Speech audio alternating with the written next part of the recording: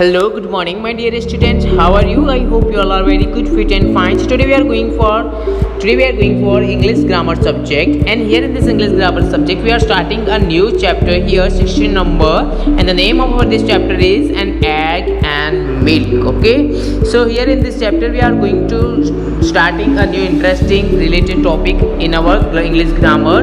So started with the first one, you have to look it in your book on page number 27. Read the sentences. I want an egg and he wants 2 egg. Then I want milk, he wants 2 milk. Sorry, he wants milk. So here आपको यहाँ पे ध्यान देना है कि यहाँ पे जो वो 2 सेंटेंसेस दिए गए हैं, क्या इसके अंदर आपको कुछ रेफरेंस दिख रहा है? जब ये सेंटेंस हम रीड करते हैं आई वॉन्ट एन एग, तो यहाँ पे हम एन का यूज कर रहे हैं. फिर हमने यहाँ पे सेकंड सेंटेंस पढ़ा आई वॉन्ट मिल्क, तो यहाँ पे तो हम एन का यूज कर ही नहीं रहे हैं. ऐसा क्यों हो रहा है? जब हम सेकंड सेंटेंस इसके अंदर पढ़ रहे हैं ही वॉन्ट्स 2 एग्स, तो यहाँ पे हम 2 का यूज कर रहे हैं. बट हम जब ये रीड करते हैं ही वॉन्ट्स मिल्क, तो यहाँ पे हम 2 मिल्क, 1 मिल्क, 3 मिल्क ऐसा क्यों यूज नहीं हो रहा? क्यों ऐसा हो रहा है? उसके पीछे का रीज़न क्या है? तो इसके रीज़न ये है, आपको यहाँ पे सेकंड जो सेंटेंस दिया गया है उसके ऊपर ध्यान देना है. यहाँ पे सेकंड में हमें ए में लिखा गया है we can say an egg और 2 egg because we can calculate them. हम इजीली उनको काउंट कर सकते हैं. सो जिसको हम इजीली काउंट कर सकते हैं उनके आगे हमें ए और एन का यूज़ करना है. तो और जिसको काउंट नहीं करेगी उसके पीछे यस एग्जैक्टली जिसको काउंट नहीं कर सकते उसके पीछे ना तो ए लगेगा ना एन लगेगा. तो क्या मिल्क को हम काउंट कर सकते हैं? मिल्क को हम काउंट नहीं कर सकते. क्या आपने कभी ऐसा कहा है 1 मिल्क, 2 मिल्क, 3 मिल्क? आपको अपने मम्मा को कभी ऐसा कहा है कि please mama please bring me 1 milk, 2 milk, 3 milk? ऐसा नहीं होता. तो जिसको हम काउंट नहीं कर सकते वहाँ पे ना तो ए लगाएंगे ना एन यूज़ करेंगे. बट जिसको काउंट करते हैं उसके आगे हम ए का यूज़ करेंगे और एन का यूज़ करेंगे. ठीक है, तो ए का यूज़ करना है और एन का यूज़ करना है जिसको हम इजीली काउंट कर सकते हैं. तो क्या ए को यूज़ करोगे या आप एन का यूज़ करोगे? किसका यूज़ करोगे? दोनों का यूज़ करना है. बट हर एक के आगे ए और एन नहीं लिखेंगे.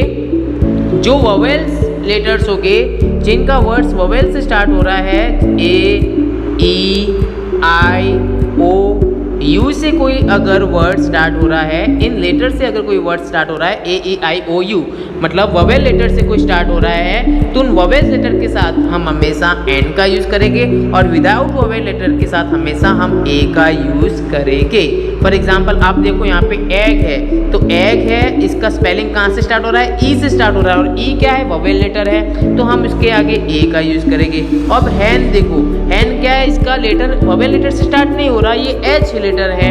तो वोवेल में तो ए, ई, आई, ओ, यू होता है, एस तो होता नहीं है, तो हम यहाँ पे स्टार्ट करेंगे ए से. तो ये भी बात आपको ध्यान रखनी है. ओके, सो जिसको काउंट कर सकते हैं उसके आगे हम ए और एन का यूज़ करेंगे और उनको हम इस तरह से भी काउंट कर सकते हैं 1 एग, 2 एग, 3 एग, 4 एग. वहाँ पे हम नंबर का भी यूज़ कर सकते हैं. पर जिसको हम काउंट नहीं कर सकते जैसे किसको हम काउंट नहीं कर सकते, मिल्क है, वाटर है, राइस है, बटर है, इन सबको हम काउंट नहीं कर सकते, तो वहाँ पे ना ए का यूज़ करेंगे ना ही एन का यूज़ करेंगे. मतलब जिसको हम काउंट कर सकते हैं उसको हम काउंटेबल नाउन कहते हैं और जिसको काउंट नहीं कर सकते उसको अनकाउंटेबल नाउन कहते हैं. काउंटेबल नाउन के आगे हम हमेशा ए और एन का यूज़ करेंगे. अनकाउंटेबल नाउन के आगे हम कभी भी ए और एन का यूज़ करेंगे नहीं. Okay, so now we are going to fill up this exercise session here. Fill in the blanks with the right uncountable noun. तो हमें परफेक्ट जो करेक्ट है वो अनकाउंटेबल नाउन इस ब्रैकेट के अंदर से सिलेक्ट करने हैं और वो इस ब्लैंक के अंदर हमें फिल अप करने हैं. सो स्टार्ट करते हैं फर्स्ट वन से. The boy is drinking. जो बॉय होता है वो क्या पीता है? वो मिल्क पीता है. तो आपको यहाँ पे फर्स्ट में आंसर लिखना है milk. Okay, now second the teacher is writing on the black board. जो टीचर होता है वो ब्लैक बोर्ड से किससे लिखता है? वो लिखता है चौक से. तो आपको सेकंड का आंसर लिखना है CHALK chalk. Okay, now third one we can not climb without. हम किसके बिना नहीं जी सकते? हम ऑक्सीजन के बिना नहीं जी सकते, जिसे हम कहते हैं एयर. ऑक्सीजन क्या है? एक प्रकार का हवा है, एक प्रकार की एयर है, तो यहाँ पे एयर लिखेंगे हम. Now fourth one many people drink. अब बहुत से पीपल क्या पीते हैं सुबह सुबह इन द मॉर्निंग? वो पीते हैं टी.